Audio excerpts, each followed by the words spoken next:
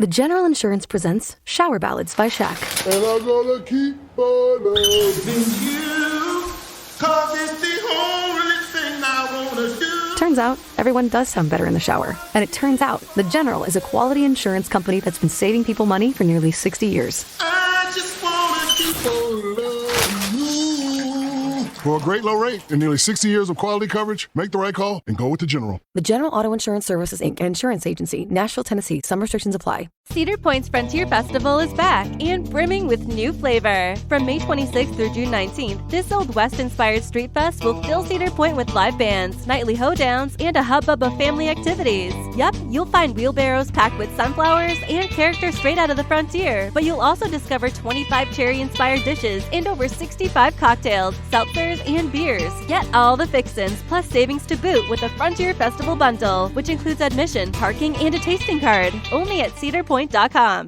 Thing is that when the Torah was being put together, probably after the exile from Babylon, after the return, it was being put together primarily under the control, I suspect, of the priestly tradition.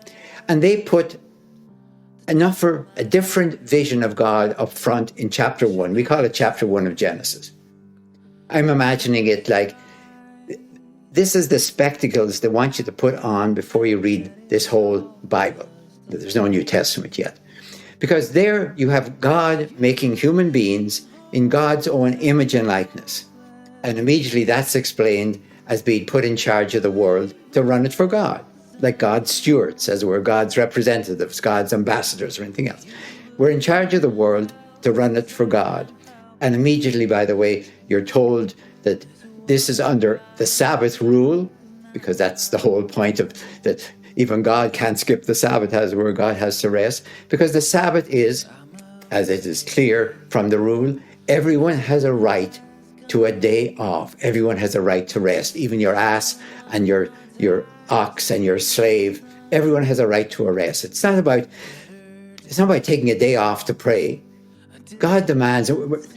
We're not even talking about food yet. We're talking about the most basic thing, because you have to feed your slave, but you don't have to give your slave a rest. So Sabbath day, Sabbath year, Sabbath jubilee makes time beat to the rhythm of human justice. That's what we're told we're supposed to do. That's our image and likeness. That's where we're made. Now, nowhere in that first chapter do I find any mention of punishments, of sanctions. If you were to say to God in Genesis 1, but what if I don't accept your image and likeness? What if I live against your image and likeness? Then I think the answer would be, then you're living against your nature, and the consequences will be you will destroy yourself. And there will be no punishments, but there will be consequences. To use a rather crude example, if I go up to the 30th story of a building and think I'm a bird and try to fly, that's not my nature, but God does not hit me with the pavement as a punishment. That's a consequence. That's a result. So this vision of the first book of the Torah, in a way, counteracts the last book of the Torah and the last chapter, and says there are consequences of who you are and what you are, and you can't get away with going against it. But they're not punishments. They are intrinsic consequences, not extrinsic punishments. Time is an unforgiving hell. Oh, live your life full of love for those around you. Welcome to the Deconstructionist podcast. I'm your host, John Williamson, and I am so happy to have power again. So sorry for those of you who have been waiting on new content and the delay. Here in Ohio, we had some pretty bad storms, and it knocked out part of our power grid.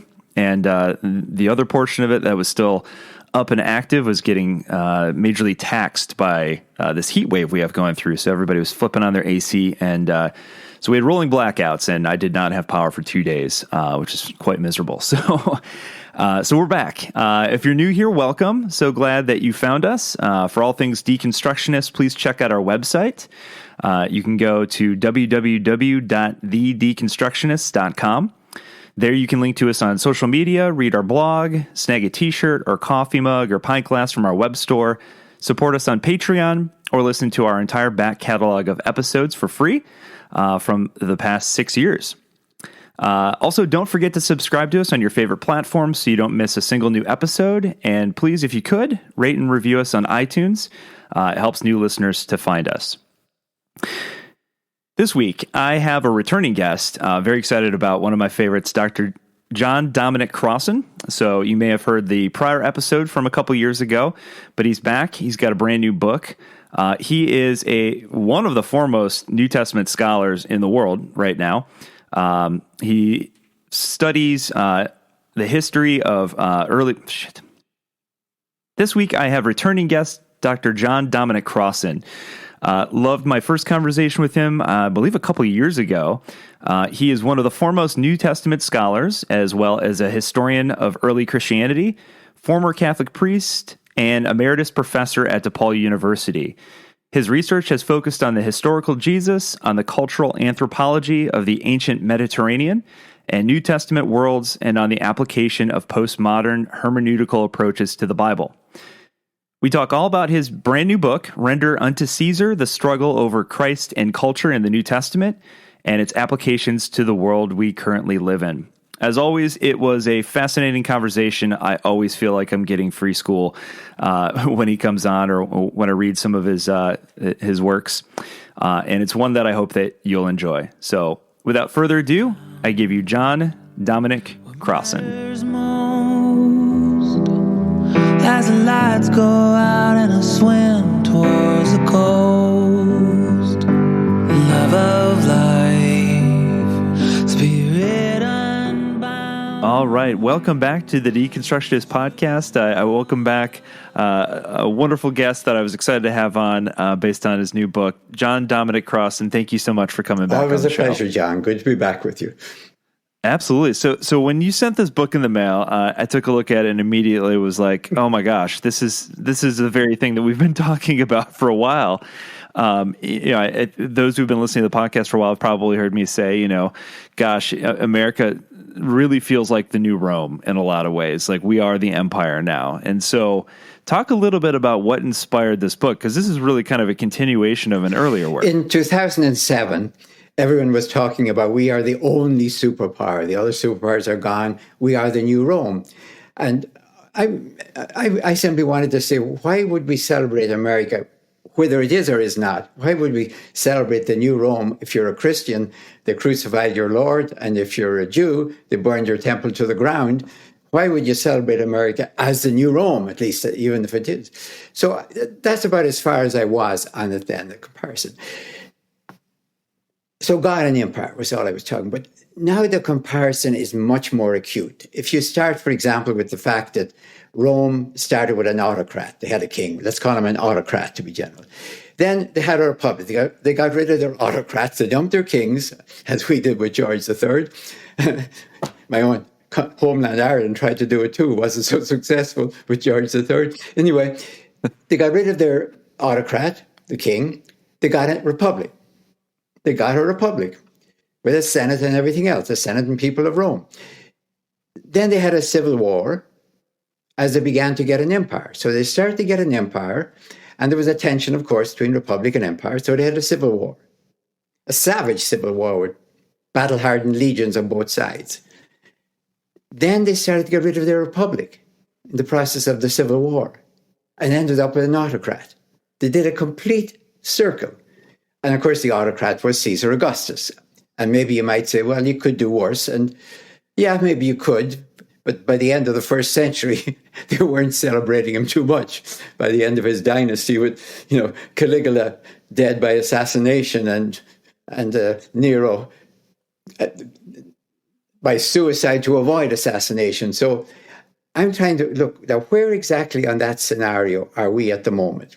And that's not particularly original. Mike Duncan has said the same thing. We're somewhere in there between the danger of losing our republic and getting an autocrat. And when I started this book, it was 3.5 years ago. It was, I think, November of 2018, when I pitched it to my editor in Harper One. So I was in a different atmosphere, but still an atmosphere that is possible also for the future. So that was what started it. And then the idea was to look at how did those first Christians, how did they maneuver and negotiate in that atmosphere of the Republic becoming the empire and the autocrat coming in, and of course, to crown it all, metaphorically speaking, with Caesar Augustus, who was divine, a human being who was divine here on earth, not hereafter, when he goes up among the gods, but right here on earth, as Horace celebrated, right here on earth, we worship you. This was something new. Before Jesus ever appeared, it was ever even heard of.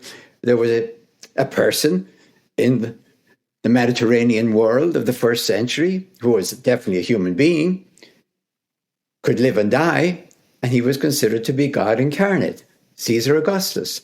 So this is the atmosphere into which the whole New Testament comes. That's the matrix, if you will. Yeah, and I think that's really an interesting point that you make is the fact that Caesar was worshipped as God incarnate, and so when in the Bible, in the New Testament, we say that Jesus is God, that's almost takes on a very political. That's a very political statement to make at that time. It's intensely. I mean, you cannot get away from it. The irony is this: for example, think of that coin on the outside of the book. It's in Greek, but it says Caesar is God. Theos, Sebastos, Kaiser. I mean, it's nice and simple, 3 words. The way to understand it is this: the job description for a divine human being in the first century, if you're running for office as a divine human being, you had to have done something of transcendental value for the human race, by somebody's at least assessment, and thereby sort of manifested the power or the wisdom of God. That's your job description. Caesar, of course, had brought peace after 20 years of brutal, savage civil war. He brought peace, and then he lived for 40 more years as emperor. So he brought peace, the Pax Romana, the vaunted Pax Romana. So that made sense to people. He lived on the Palatine Hill in Rome, and he ruled the world. You see him with the orb of the world in his hand and the scepter of control. Now along comes this peasant from Galilee, from the Nazareth ridge in Galilee, and his people are talking about him as, all the titles are Caesar's: Lord, Son of God, God incarnate, Redeemer from sin, even one of Caesar's titles, Savior of the world, another title of Caesar. So if you're a Roman aristocrat and you heard this, you would probably say, this sounds to me like Saturday Night Live. This is some kind of a spoof. Now, I'm not amused, but these people can't be serious. I mean, come on. But then the Romans were smart enough to know, yeah, they're dead serious. And the Romans said, well, we make them serious dead. Because, yes, it's intensely political. It's asking, really, how do we run this world? It's not about heaven. The Romans would be perfectly happy if Jesus wanted to talk about heaven, that pat him on the head and say, off you go, have a nice day. But don't talk about the world. We're in charge down here, divinely in charge down here, mandated by the gods. And that's the clash. So any fidelity to Jesus, you're quite free, of course, to say, I think Jesus is, totally wrong and I want nothing to do with him. But what you shouldn't say about Jesus, he was just a nice guy, he patted little babies on the head and he told these lovely little stories and he's really cute. No, that's not fair. I mean, the Romans didn't kill cute people. They didn't really crucify you unless you were interfering with Roman law and order. So to be even honest to Jesus, or honest to Pilate, for that matter, you'd have to say, from their point of view, Jesus was doing something that they considered to be adversarial to Roman law and order, and their solution was public, demonstrative execution. He didn't just die, he was executed. Yeah, and you talk about the meaning behind the execution and what led up to it. But before we get to that, the prologue, I felt like the prologue alone in this book is very powerful because you quote a couple of different people. First of all, you talk about kind of Rome and the two different views of Rome through the eyes of two different poets, Virgil and Horace. And Horace kind of rightly predicts the fall of Rome, and that ultimately Rome, as powerful as it was, the only thing that would defeat Rome is Rome itself, that it would fall internally. And then you also quote John Adams, in a reply to John Taylor. And I'd never heard this quote before, but he says, "Democracy never lasts long. It soon wastes, exhausts, and murders itself. There was never democracy yet that did not commit suicide." Holy cow. Of the French Revolution, along with Napoleon, you get the autocrat back. Yeah, I mean, Horace actually, he's right there. The year I think was about, was it 50 or, no, it was 40. He's looking around and he's saying, look, we run the world. Nobody can destroy us but ourselves. And of course, he's saying this is the fight going on since the death of Julius Caesar. 20 years of civil war. Now imagine with legions on both sides. And they're devastating most of Greece in the process. It's like, let's have a real fights in Greece. It's much easier. Don't have it in Italy. So he's looking at it and he says, now it's over dramatic to be sure. He says, let's give up. Let's simply abandon the city to the wild beasts and the barbarians. And we'll take ships and we'll go west, wherever. So, that is the way, because the Republic had produced 2 consuls. It was a magnificent idea. We'll have no autocrat. We'll have 2 people, as if we had a Democratic and a Republican president, each in for a year, one in the West Wing, one in the East Wing. They're both in for a year, each keeping an eye on the other. And it really worked for 700 years for Rome until they got an empire. And then Pompey in the East and Julius Caesar in the West said, we're not coming back to negotiate and deal with one another. They went to war. So instead of they got rid of autocracy and got anarchy. And if you were there in the year 40, you'd said it's over. I don't think it's going to destroy itself.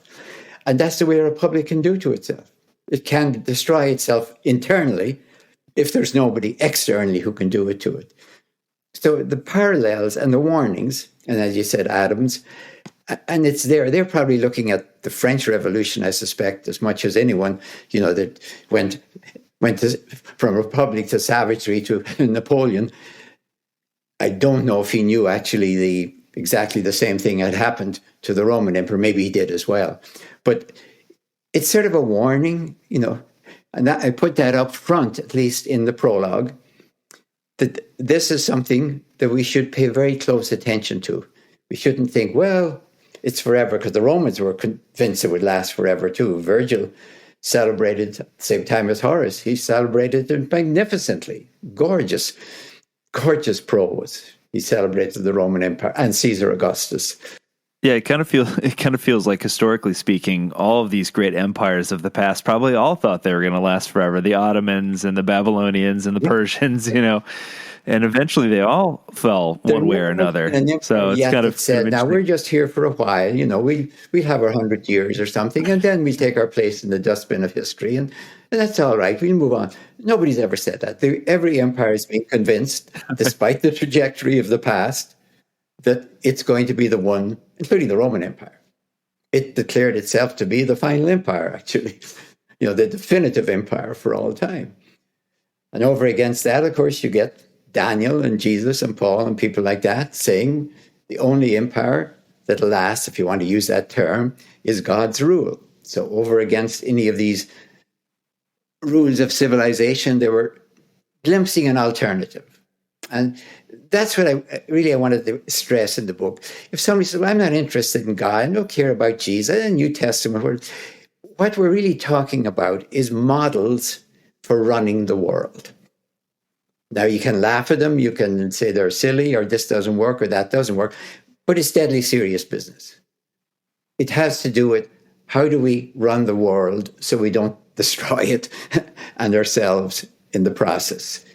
I think that's a question worth working on. And I'm willing to hear anyone speak about it. And that's why I'm interested in the first century, because I'm watching them struggle with that question, with that problem, and giving their life to try and solve it. Yeah, definitely. It absolutely is a good question, a question worth asking and wrestling with.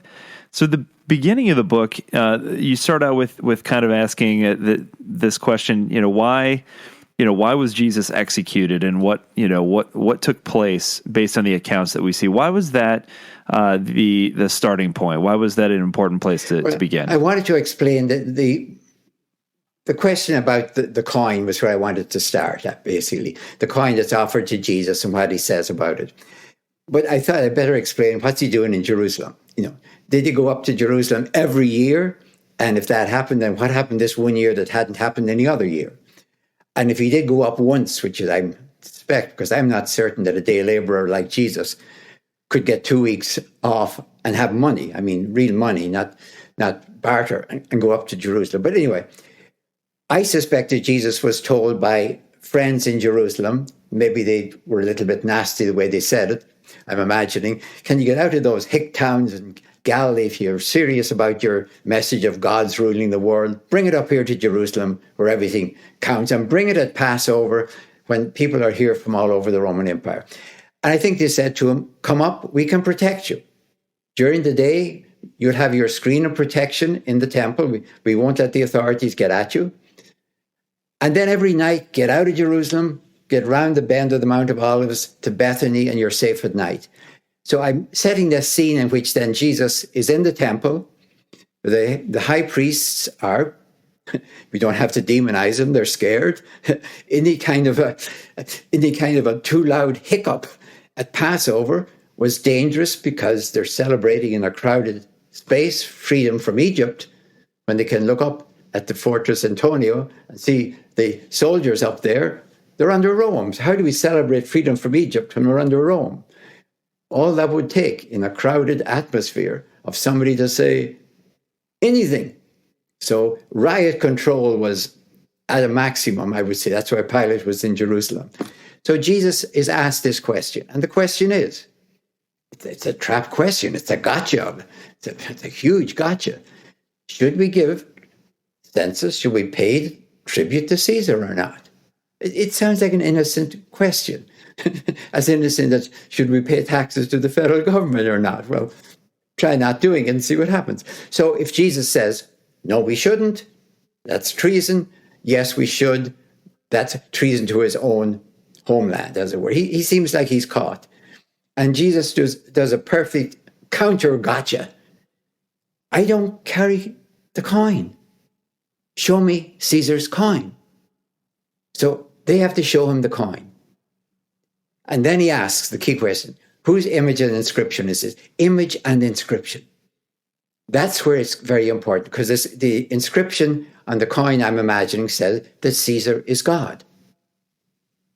Now, on the one hand, Jesus has got out of the gotcha by saying, I don't carry the coin. So they're probably saying, well, did he say yes or no? If you don't carry the coin, how could you pay the taxes? But then Jesus does this last line, and it's not an aphorism all by itself. We keep quoting render to Caesar as if that's a one-liner like blessed are the poor. It's the punchline of a conversation, if you will. The punchline. Because they've shown him the equation of Caesar and God on a coin, and he says, render to God.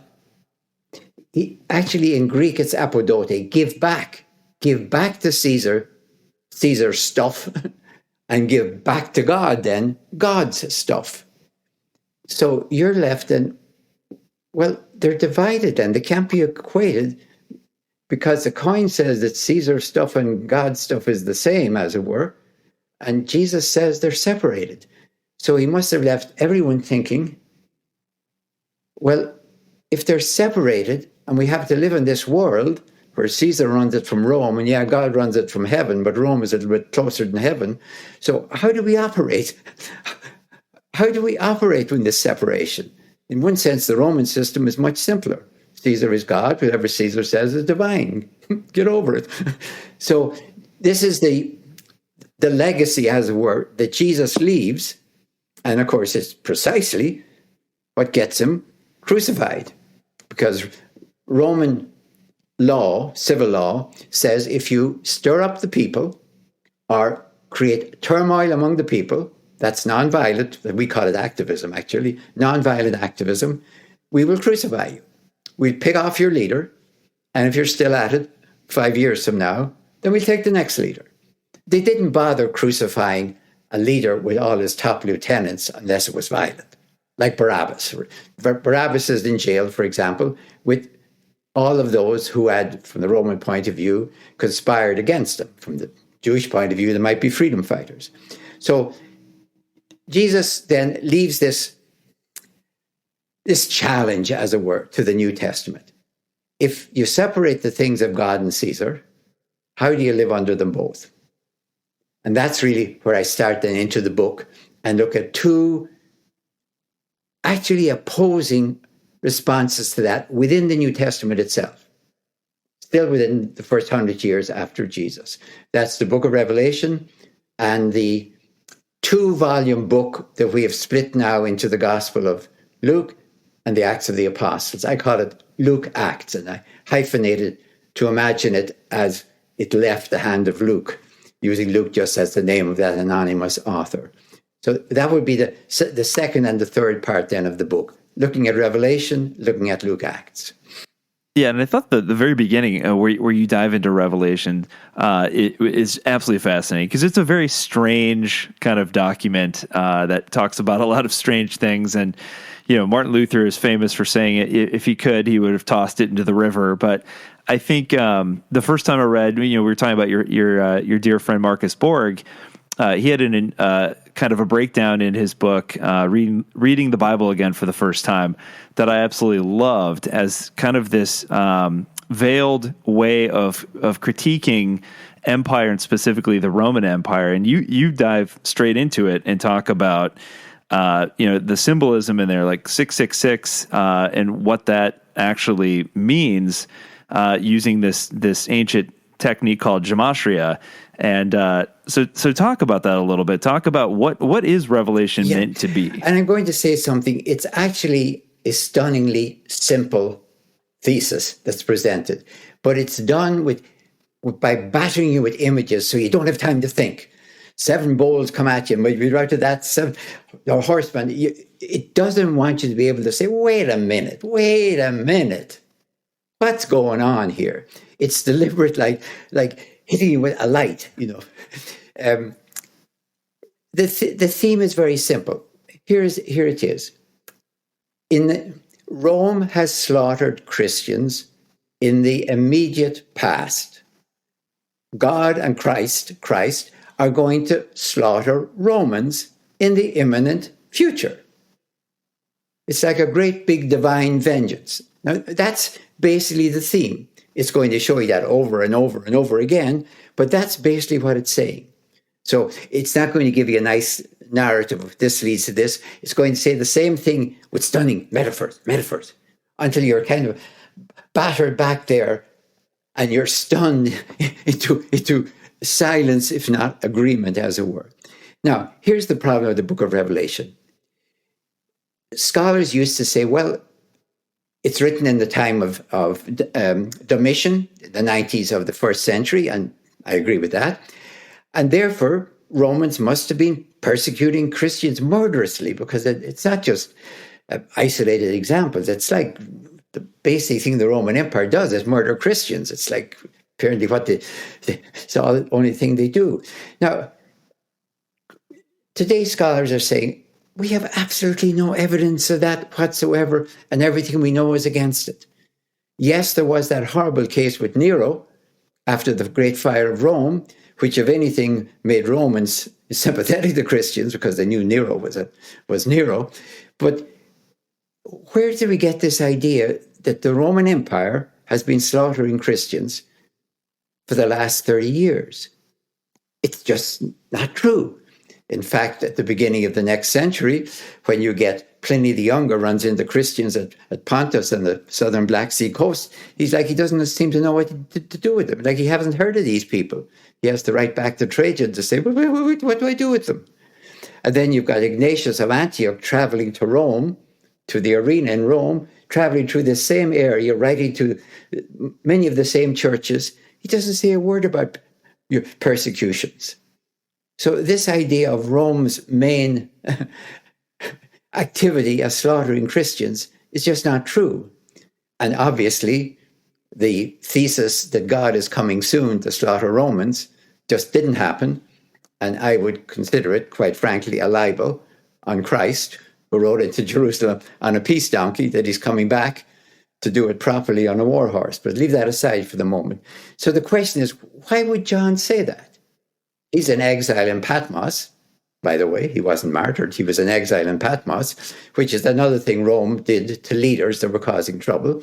If they were sort of had good following, you exile them, don't crucify them or do something.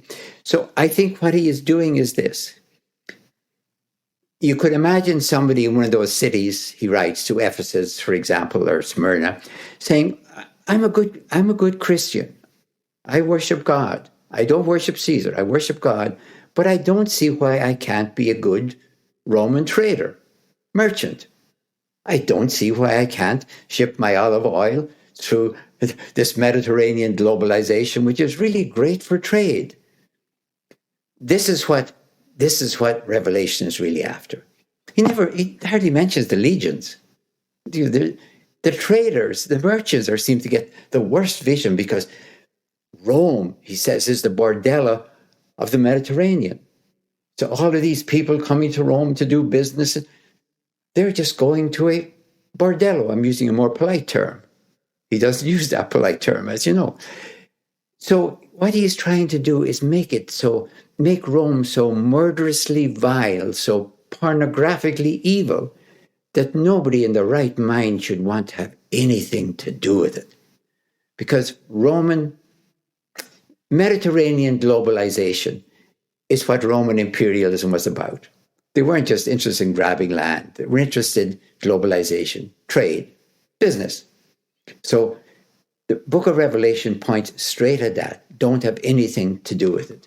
And that's his thesis, to stun you into such silence that when you're finished, you shouldn't be able to think even of doing anything with Rome whatsoever. It's demonic. So before we go too much further, there's a term I think that's important to define that you mentioned in the book and go a little more deeply into later in the book, this term acculturation. So explain for the listeners what you mean by that. I mean, by acculturation, I mean just taking the culture that's there, that you grow up in, without even thinking about it too much, swimming in the culture, like maybe, if I could say this, a fish swims in the sea, I think, without wondering, am I in the Mediterranean or the Atlantic? I mean, acculturation sort of as a rather blind accommodation to whatever's going on. So if you're in a world, for example, if you happen to be in Russia at the moment, and this is what everyone is saying, and this is what you're hearing on the news and everything, if you simply acculturate, but that's the way it is. That's the way it is. You don't think in plain language. What you are supposed to do with your culture is think about it. That's the first thing you're supposed to do. Question it.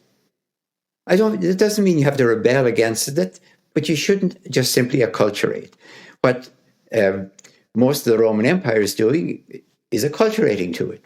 What Jesus does, or a Paul, that's why they're going to end up dead, of course, is they refuse to acculturate. They're seeing a different vision. You could say they're seeing a different culture, but it is a radically different culture. So acculturation is the term I used for simply accepting the culture you grow up in as reality. This is the way it is. As if you grew up in a totally isolated world in which everyone spoke English. You wouldn't know you were speaking English. You were just speaking. You might presume everyone else is speaking the same language, if you even knew about everyone else. And then maybe the first time you heard another language, you'd say, these people can't be human. So acculturation is both necessary, if you will, but it always has to be done very, very carefully, cautiously, critically. And the models for doing it are Jesus, for example, or Moses, the prophets in the Old Testament. That's exactly what they're doing. When a prophet goes up to speak to a king, you know the king's in trouble. So talk about it a little bit. So the next portion of the book, you kind of get into, as you mentioned earlier, Luke, Acts. And so first of all, like who wrote it? Why is it important to know who wrote it? And secondly, the second part of the question is, why read the two together? Why see it as one united volume or one united book? Let me take the first one first. We don't know who wrote it. We don't know who wrote any of the New Testaments except in later tradition. They were, I'm sure they were written for a community that supported them, that knew exactly who wrote them and didn't have to put the name on it. And then the names were put on probably in the 2nd century. They're anonymous. Now, you can, however, work out a profile of an author. If you were handed an op-ed, say, and you have no idea who wrote it, you'd be able to figure out a fair amount. You might be able to say Democrat, Republican, left, right, pro. You'd be able to write a profile. So it's more important actually to read, I'm going to say Luke, Acts for the moment, and work out a profile of the author. Is he Jewish, for example? Is he a God worshipper, a God-fearer? Is he a pure Gentile? Now, that you can work out. And of course, you're working out the profile from the book. Here's the point. It's a simple question of logistics. Take Josephus. He writes a book about his life. He can fit that in one scroll, one papyrus scroll, because a papyrus scroll can only be around 30 feet long, or it starts to break apart. The pages are glued. When it's wrapped up, and you couldn't maneuver if it's too big. So a certain amount, you can get Mark, or you can get Matthew, or you can get John into a single scroll, or you can get the life, as I said, of Josephus. He comes to write against Appian. He needs 2 scrolls for it. Comes to write Jewish War, 7. 20 for Jewish antiquities. It's simply logistics. How much can you fit in a single papyrus scroll? Now, here's the danger. When you have one that needs 2 scrolls, the danger they might get separated. Some librarian might put one here and one there. Luke, Acts, let me put it, the author needs 2 scrolls. By the way, our term volume comes from volumen, which is the Latin for scroll. So we're talking the same language. Luke, this is the anonymous person, the name he's been given is Luke. I'm going to use it. I'm not going to put it quotation marks every time, but Luke needs 2 scrolls for his message. Because his message is going to be that the Holy Spirit comes on Jesus, takes him from Galilee all the way to Jerusalem, then at baptism, then the Holy Spirit comes at Pentecost and takes the apostles, especially Paul, all the way from Jerusalem to Rome. End of story. The last scene is Paul's in Rome, and the last word in Greek is what we translate as unhindered. So that's like the manifesto. The theme of that is, and Paul, by the way, would turn over in his grave to hear it and be kicking and screaming if he were alive, is that the future does not belong to Jewish Christianity, but to Roman Christianity.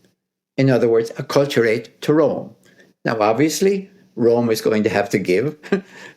They'll have to talk about this divine Caesar, but basically Roman peace allows the church to flourish.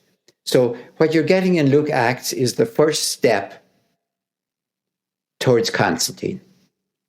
And it's part of the process that will take you from Christ to Constantine, from Nazareth to Nicaea. You're saying, yes, we could work out a way in which the Roman Empire and Christianity can accommodate to one another. And that's sort of why in Luke, Acts, for example, every single Roman official who meets either Jesus or Paul exculpates them and says they're innocent. They haven't done anything against Roman law and order. It's true they get into trouble with their fellow Jews, but that's not our business. You've never seen so many exculpated by so few. It's like a perfect storm of innocence, because that's the manifesto of this. Rome should look at Christianity and say it has done nothing wrong. Pilate will say it 3 times about Jesus, and so will the centurion beneath the cross, and so will the client, Prince Herod Antipas in Luke. Same thing happens to Paul. So you've got this manifesto of the future. And to be fair, Luke is the only one, whether we like it or not, who got the right. Yeah, that's what's going to happen. Unbelievably, Rome is going to convert. And then we'll have to decide who converted whom. Was the price, was Constantine too much to pay, to get the peace? Who converted whom is the question of the 4th century. But Luke Acts really lays out the scenario for Roman Christianity.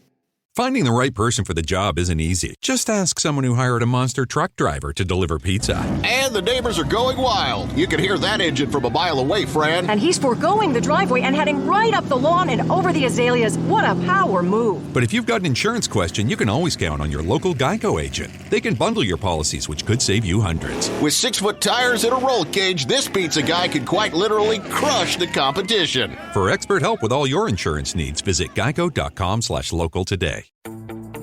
Dad is the smartest guy you know, so give him a gift that's just as smart, like a battery-powered smart doorbell from Google Nest that lets him see what's happening at his door and answer it from anywhere. The Google Nest doorbell is now on special buy for only $129.99 and works on any home. Find the best and smartest gifts for Dad. Feels like Father's Day at the Home Depot. How doers get more done. Offer valid through June 19, 2022 at participating U.S. stores and online. Limit 5 per customer. Yeah, I love where you talk about in the book, this kind of tug of war kind of between Rome and Christianity and what's the cost? Like somebody has to give a little or both, and what at what cost, to fully acculturate. And to be fair to them, I mean, you have to understand, in the beginning, in a way, it was easy. I shouldn't say easy, I don't mean that, but theologically, it was possible to say, well, the Roman Empire, after all, it's pagan, so we want to have nothing to do with it. But now, all of a sudden, the Roman Empire is joining you. The Roman Empire is willing to build big churches for you. Now, it's true that Constantine still has a halo, by the way, so he's still divine. Now, it's a little bit tricky, this Council of Nicaea, because it's not quite that he has lost his divinity. The Roman emperor is now Christian and divine. So the problem of Nicaea is going to be, how do we handle the divine emperor and the divine Christ? And maybe the deal we'll make is they'll run the earth and we'll run heaven. We'll be in charge of heaven and they'll be in charge of earth. But it's going to be very, very difficult to handle a Christian emperor. Are we going to have to say, well, that's what we wanted all along, a Christian emperor and a Christian empire. We're home free. We've managed to make them back again. We put the two things together. But to understand it, not to go into the 4th century, Luke Acts is like the visionary. He imagines this, and he is quite willing to write a fair amount of fiction, by the way. A fair amount of fiction to imagine this world in which everything is perfect and Rome exculpates every person it meets who is from Jesus to Paul. So it's the exact opposite, the polar opposite, actually, of the book of Revelation. It says we should accommodate. Now, it doesn't mean we worship Caesar. It really doesn't. That would be unfair. But for example, I think much more Luke Acts would talk about charity than it would talk about justice. It would certainly tell Caesar that he should be giving huge charity to the poor. You should help the dispossessed, the down. Of course, but it won't raise the issue of justice. Because justice gets you crucified.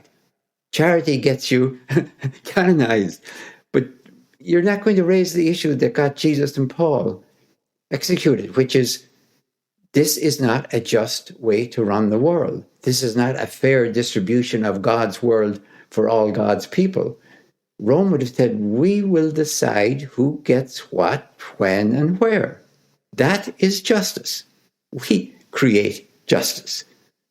And Paul would say, and Jesus would say, no, God creates justice and everyone must get a fair share of God's world. So justice is a collision course. That's the politics coming right back up again. Charity is good. Everyone would agree with that. The Romans would have said that in theory too. So each has to accommodate. And that's the cost accounting that has to be done with Constantine. So I want to deviate just a second from the book, because you don't necessarily dive into this, but I know a lot of listeners over the years have asked, and while I have you, I figured I'd pick your brain on this. But as Christians, we look a lot to Paul, within the New Testament, and yet Paul had never actually met Jesus while Jesus was alive, and at the time of Paul, there were still some disciples.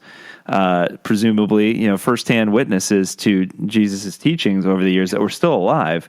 So why do we seem to put so much stock in what Paul has to say versus, the disciples who were still around, who had actually been witness to Jesus, throughout his life? Paul got to write.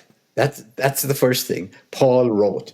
If Paul had been an oral preacher, even a brilliant oral preacher like Jesus, we'd be in somewhat the same position. Somebody else would have to write them down and then get to say what it was, and maybe that would be like Timothy and Titus, and we'd have Paul sort of Romanized and not quite so radical.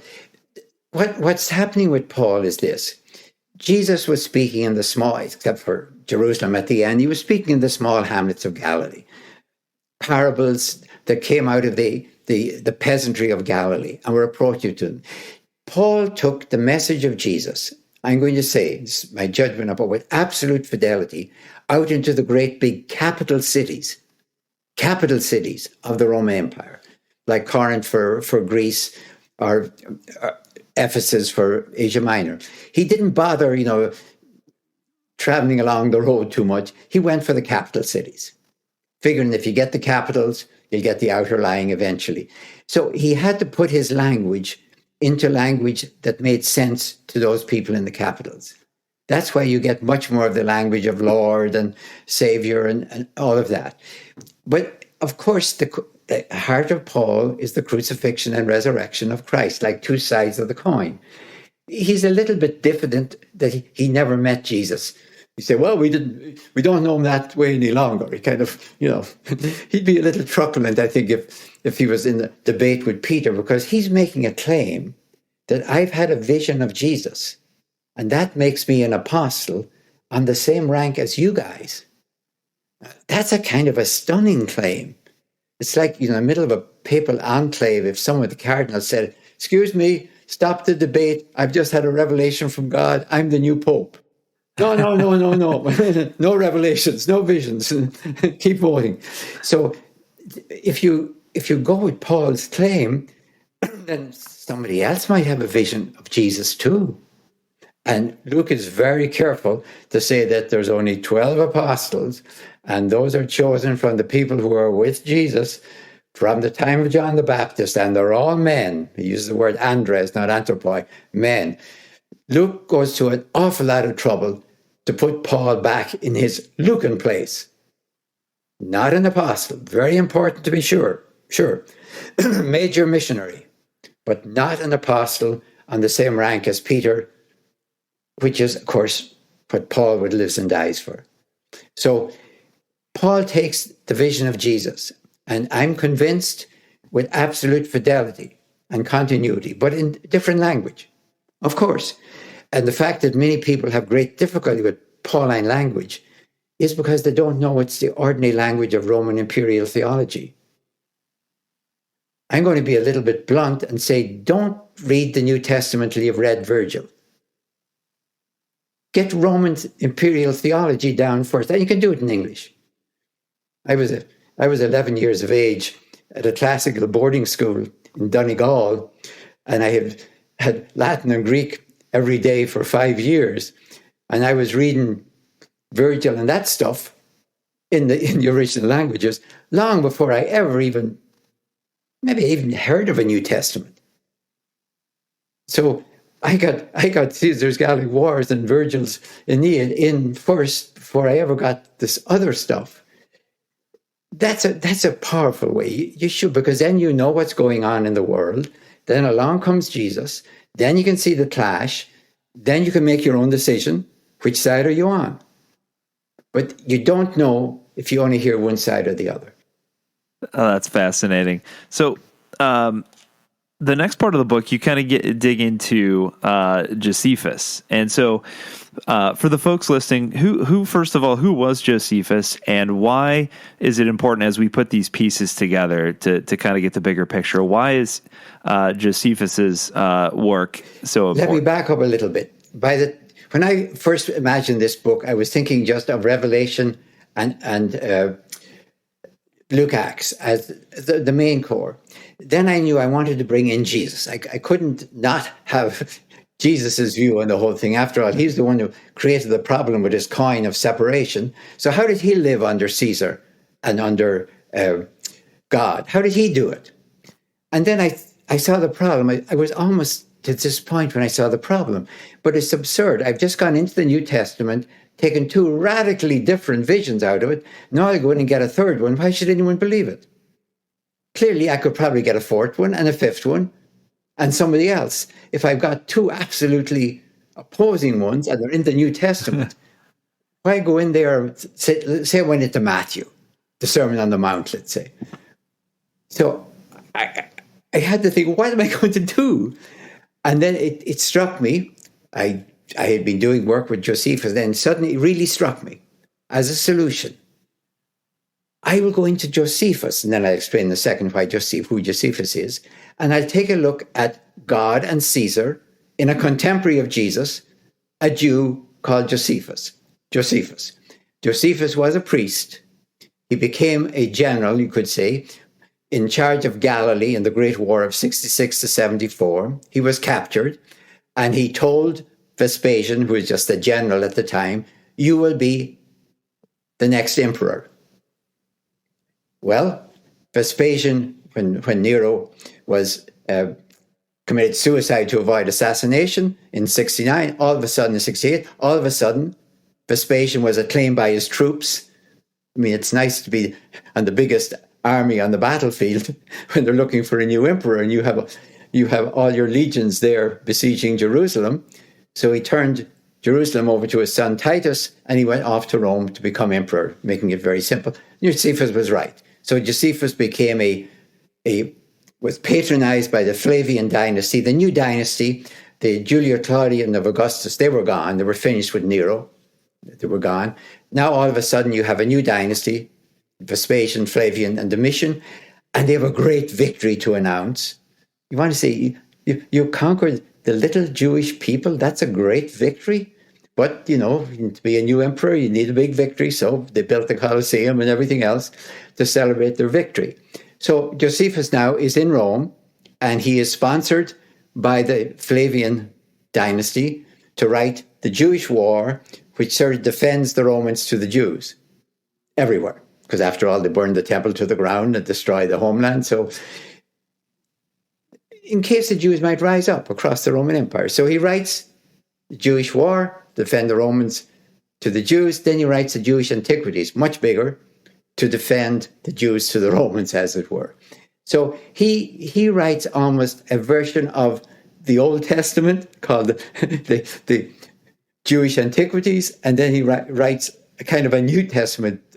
Don't use that language, but bringing it up to date to the end of the Great War of 66 to 74. So you could almost hold over here the Christian Old Testament, New Testament, over here, the two books of Josephus. And the Middle Ages did precisely that, by the way. They read Josephus in balance with the Old Testament, New Testament. So he gives you a different vector on the same data, as it were. Now, I read him, by the way, just as critically, just as carefully as I would read Revelation or anything else. I want to know what's he up to. I compare what he says about the book of Daniel, for example, with what the book of Daniel says, because he's not big on telling you that empires come and go and the Romans just is the next in line. So let's not talk about chapter 7 of Daniel. So I watch him very carefully, but precisely because I can watch what he's after. and how careful he has to be with the Romans, I can read between the lines because he writes between the lines. You can see him back off when he says, Vespasian was the Messiah. That tells me he knows about the Messiah. So Vespasian was the Messiah. Maybe that's the cool way to go at the moment. But I understand what you're doing. We have other words for what he's saving at that part. He's saving his posterior, actually, seated on marble in Rome. So he's very important. But he gave me my solution. I go into Josephus, and I'll ask now about how he sees God and Caesar. How does he live under God and Caesar? And I watch him work it out, and then I watch what he says about Jesus, because he mentions Jesus twice.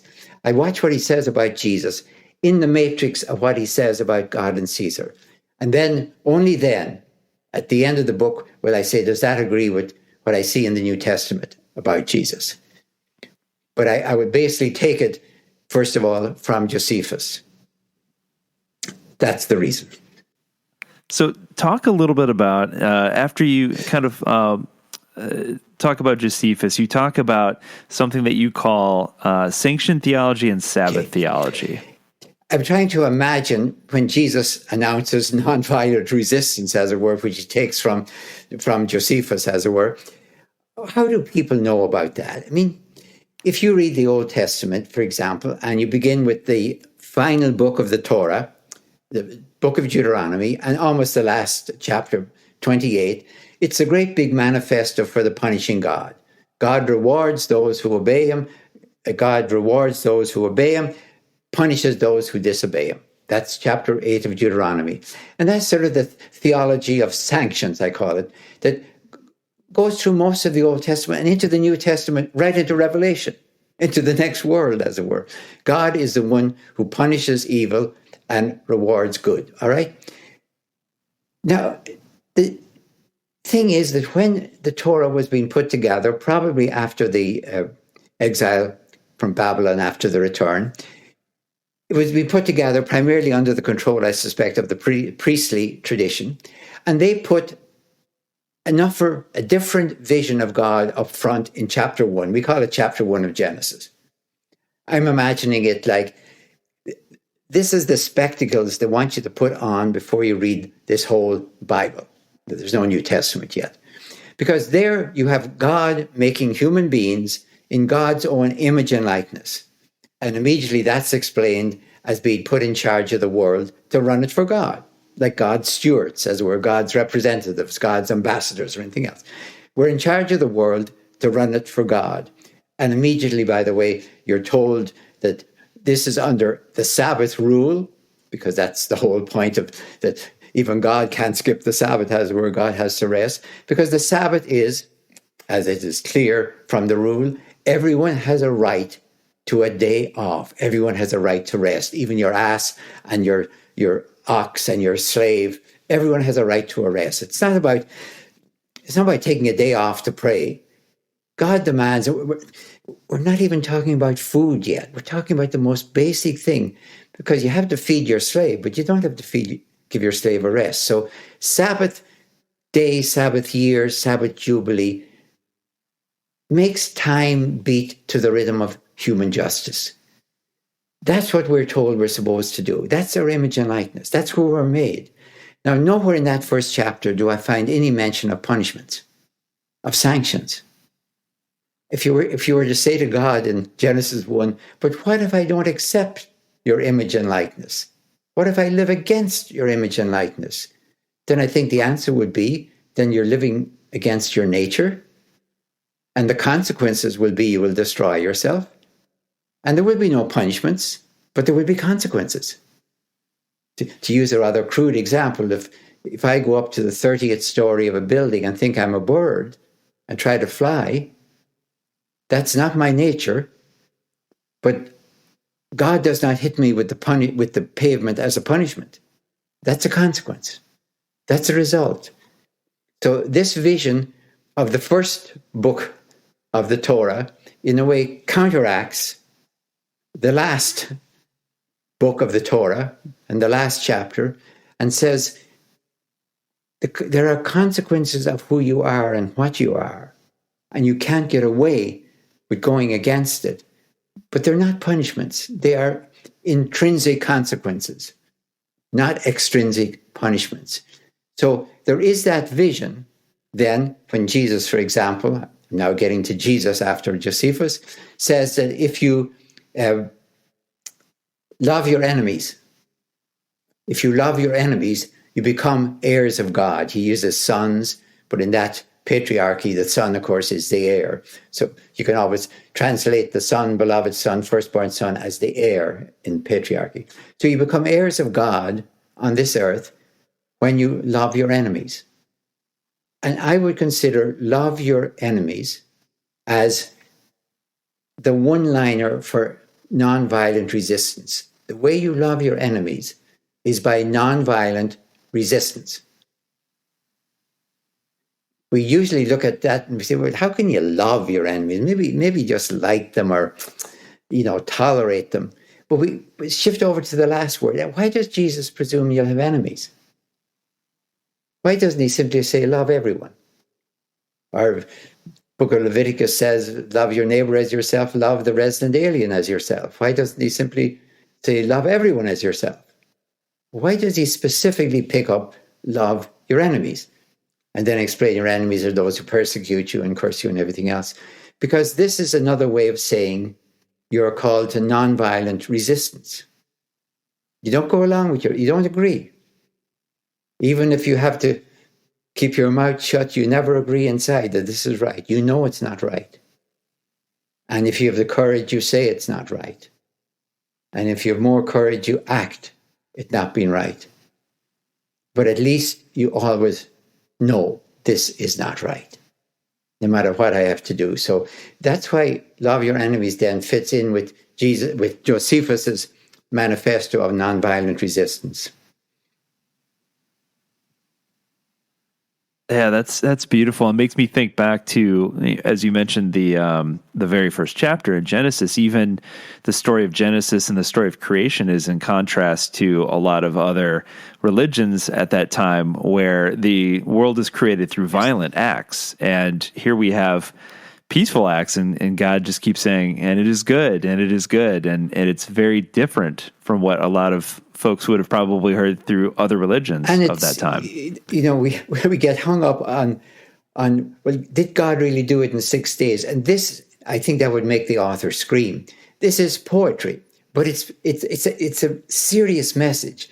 You could put it in polite language. Not even God can skip the Sabbath. God can't start, as it were, on a Tuesday and zoom through to a Monday.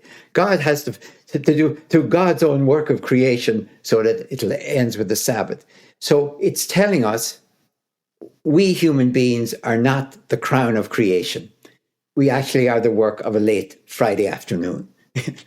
Nobody does best work on a late Friday afternoon. The crown of creation is the Sabbath. So if you then follow the Sabbath from the Sabbath day and read what it says, as I've said, that everyone gets a rest, including the draft animals, got nothing to do with going to church or temple or synagogue. It is that everyone has a right to the most basic thing, a rest. Now, we haven't even got to a right to food or health or education. We're not even there yet, or land. We're just saying even that. So then the Sabbath year, of course, and the Sabbath Jubilee go into all the rest of it. So the Sabbath is like the metronome of time. It's not ruled by anything else except distributive justice. So it really is a magnificent vision, and it's not really the same as the Deuteronomic vision of if you do something, you'll be punished or you'll be rewarded. It's much more having to do with intrinsic nature, who you are. And then that's, I think, the continuity that I find with Jesus when he can say that the reason we use nonviolent resistance is because God operates like that. God brings up the sun for everyone and sends rain on the just and the unjust. Whereas we might think, well, the unjust should get a downpour and a thunderstorm, and we'll give a nice, gentle dew to the just. So that it comes back almost totally circular to the first chapter of Genesis. So I know we're running short on time, but I wanted to leave listeners with this. So what is your hope for this book, and how can we learn from this book in terms of where we stand, particularly as Americans at this point in time, because there is a very distinct parallel between us and Rome. But what would you hope would be the takeaway? I would hope we would learn to be what I'm going to call bilingual. Bilingual, I mean this, that if you are a Christian, other religions speak for themselves. I'm just focusing on Christianity here because that's my religion and my responsibility as a scholar. Learn to know your own language. Don't be embarrassed to say Jesus is divine, because know what it meant in the first century. We wouldn't use that language. If I could imagine a Jesus here today, I would not use that language. But that's their language, and I would understand what they're saying is this person has done something of transcendental value for the human race. Okay, we give that person the Nobel Prize for Peace or something. That's the way we do it. So know your own language. Understand it in its own first century context, and then see if it still applies. But then also be able to go into the public square. And don't be able to use translated language. Take this into the public square in terms of justice and in terms of peace.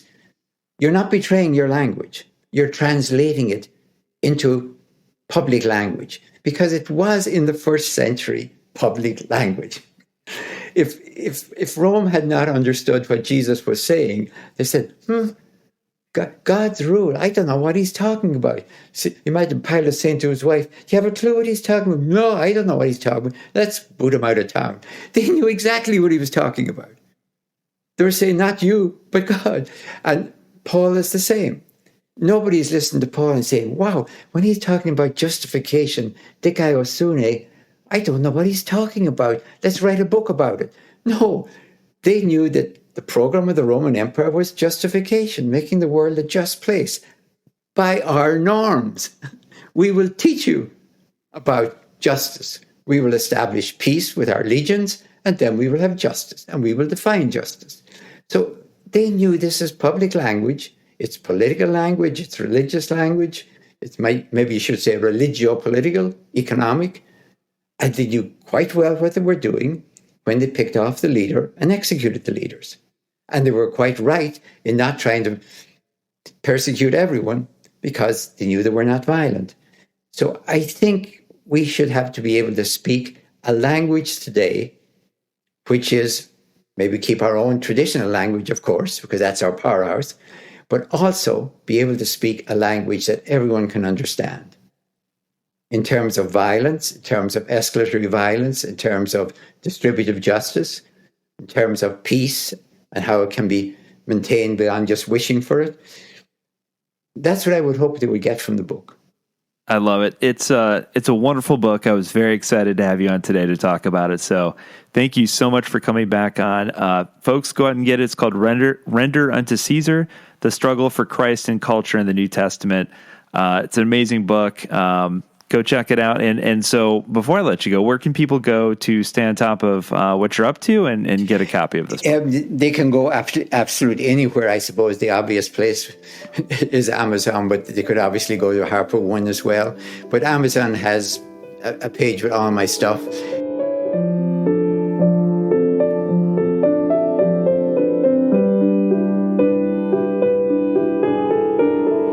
John was young and driven with a heart of gold.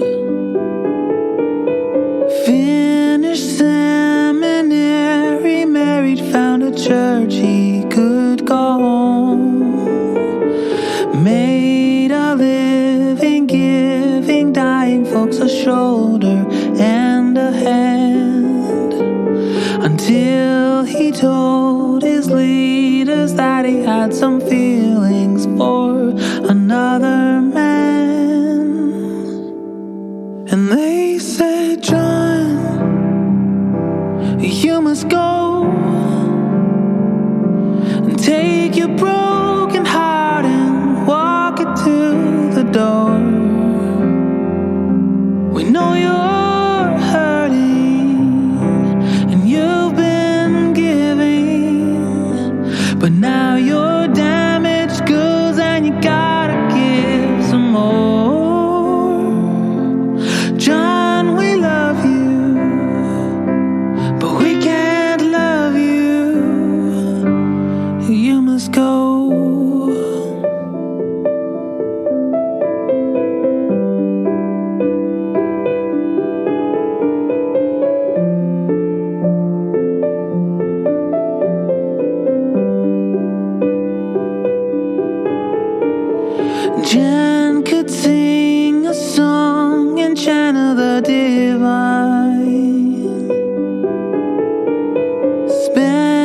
decade sharing it and kept herself in line until her eyes began to see the light inside the dark. Then the floor of all she thought began to fall apart. And they said, Jen, you must go. We didn't know your quest would lead you down this road.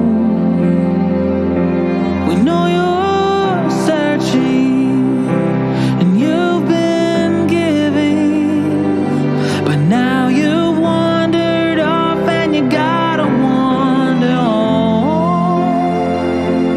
Jen, we love you, but we can't have you. You must go.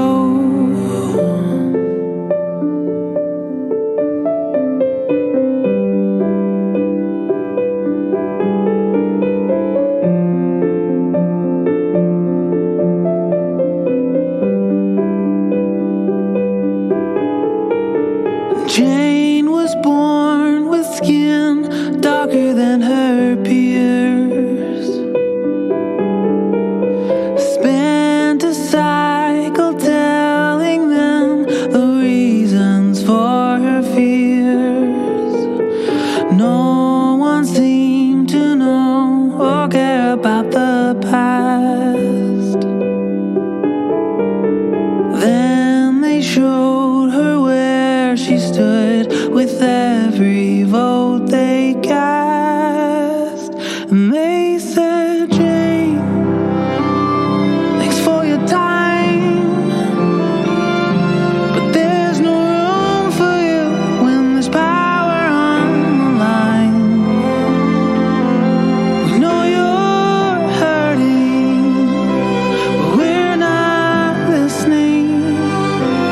And we'd help you out, but we don't have that kind of time. So go work harder and you'll all be fine. You must go. So John and Jen and Jane were on the streets without home, abandoned by the ones supposed to love and keep them warm. Then a voice fell on their ears, so familiar to their soul. And he said, child, don't you go. I want your broken heart and your beautiful soul. I felt you hurting, I've seen you giving, and I'll stay right here till you have the power to stand. They may not want you, but I know they need you. So let us go.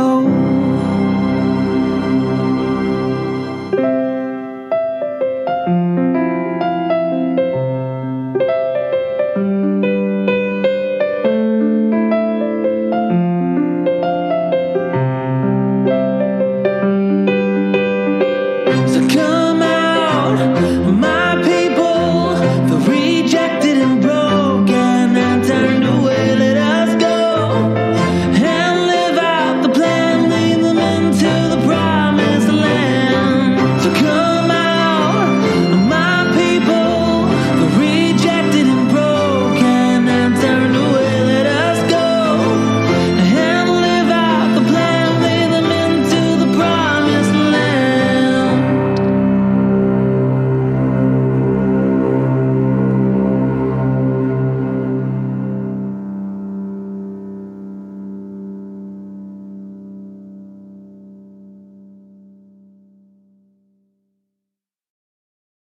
Finding the right person for the job isn't easy. Just ask someone who hired a monster truck driver to deliver pizza. And the neighbors are going wild. You can hear that engine from a mile away, Fran. And he's foregoing the driveway and heading right up the lawn and over the azaleas. What a power move. But if you've got an insurance question, you can always count on your local Geico agent. They can bundle your policies, which could save you hundreds. With 6-foot tires and a roll cage, this pizza guy could quite literally crush the competition. For expert help with all your insurance needs, visit geico.com/local today. Dad is the smartest guy you know, so give him a gift that's just as smart. Like a battery-powered smart doorbell from Google Nest that lets him see what's happening at his door and answer it from anywhere. The Google Nest doorbell is now on special buy for only $129.99 and works on any home. Find the best and smartest gifts for Dad. Feels like Father's Day at the Home Depot. How doers get more done. Offer valid through June 19, 2022 at participating U.S. stores and online. Limit 5 per customer.